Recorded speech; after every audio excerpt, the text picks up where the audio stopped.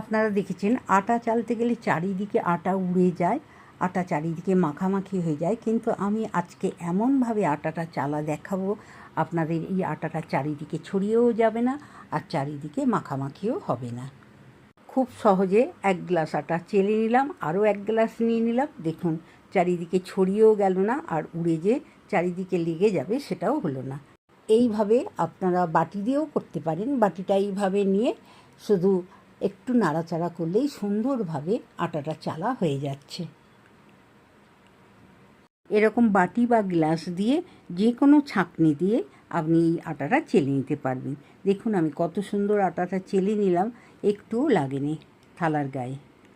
আমি একবার চারিদিকে মুছেও দেখিয়ে দিচ্ছি হাত দিয়ে। দেখুন একটুও হাতে লাগেনি, কিছু পড়েনি। ভিডিওটা আমার ভালো লাগলে অবশ্যই একটা লাইক করে বন্ধুদের মধ্যে শেয়ার করে নেবেন।